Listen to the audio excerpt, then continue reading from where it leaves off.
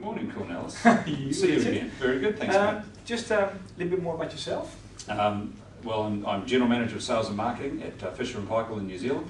I suppose I'm interested more so in this project because I come from a background of having been in the agency world for quite a while.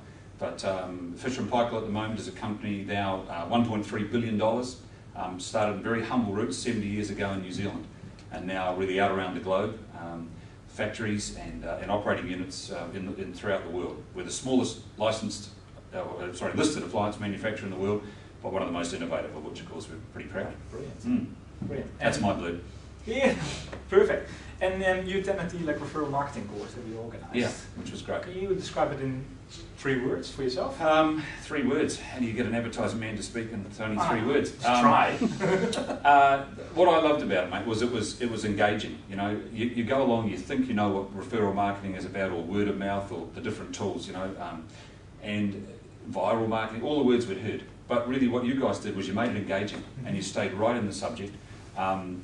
You know, I thought it was thoughtful, because these things you can go once over lightly with these things and they don't have any depth, but you guys with that process and so on have got a real depth to it, and finally it was valuable. I mean, the last thing says, look, I walked away with something I can use. There's a lot of things you go to and you think, yeah, it's great, but, you know, I didn't get a lot out of it.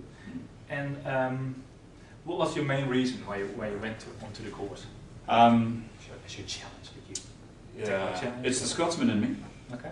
It was that all our budgets are under pressure. You know, we're doing well globally. The fundamentals are good, but I think like every fixed marketing company, the budgets are under challenge. Mainstream media for an awful lot of people, you know, and I know talking to the agencies, mainstream media this year, TV and so on, is going to be a luxury for a lot of brands that have been able to afford being there in the past. So we've got to find more cost-effective ways and probably more clever ways, because I think in the recession, we're all being sort of possum in the headlights. We've gone, let's not spend too much money, let's stop spending. We don't really know why, but we've got to find a way of getting alongside people, and to your point of your course, having conversations that allows them to get behind and trust brands again. And just looking at, what did you know before you attended the WordFine referral marketing course? What did you know about referral marketing? Well, I probably had all the wrong understandings, or there'd been other, you know, we started with viral marketing and we heard that, but that was kind of more electronically web-based.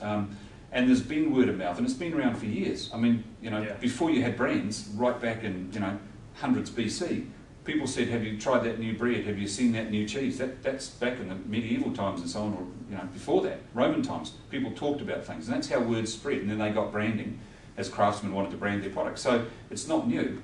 So you have all these preconceptions, but harnessing it was the key, which I just didn't think you could do that. So what was the, like now looking backwards? This is the before and after? Before and after. This is what I call the tummy system. Yeah, there you go. It was a great weight loss program. Yeah, that was great. Because, well, it was exactly that process. I mean, what you guys said is we've found a way to structure, with the Village Square, we've found a way to structure the process that people go through and how you can maximise that. And you've got a thing where you kind of ask us to do an audit, and then to review that, to create some answers, and then implement those. And that sort of 4-stage idea, I think, gave us some structure, which these things don't often have. There's a lot of talk, a lot of hot air, but this was structure. And in the end of the course, you actually walk away with, like we've got the Bible, the manual, the workbook, and in the back of the workbook, there's actually like an action plan you define. Yeah, absolutely.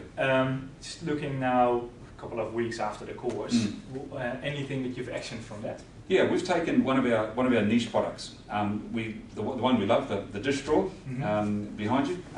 Ta-da! My able assistant Cornelis.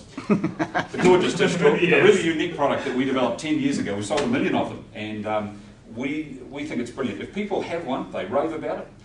If they don't know it, they're blissfully unaware for their lives. And we'd love to have more promoters, more lovers of our product. We think it's that good. So that's going to be our project, is to institute that and try and find a way that we get, you know, committed users to really stand for the product and talk to other people about it. Now it's hard because it's a high-ticket item. You know, these sorts of things are great, and you hear a lot of stuff about viral. It's great for Coke, and it's great for the Vodafones, and they are brilliant. They do a great job with it. You know, high turnover, exciting. There's a lot of media content around them. This is a white box, or a silver box in this case, in your home. That's a really hard task, but we think, you know, the tools you've given us will allow us to do that. And why would you recommend a referral marketing course to anyone? Well, because we've got so much out of it, you know. I think that's the thing, is that just the times we're in, the unprecedented times, it's a really tough recessionary time. You've got to find some other ways. You've got to zig when others are zagging. It's an old one, but it's true, you know. And in these times, the lowest form of communication will be conversation. And you've said, okay, let's go to that base communication level and start understanding how to use it. And for us, it's a nice way to start taking small steps. But I reckon when we come back out into the sunlight after the recession, there's some really good things that you can give scope to and scale to later in life.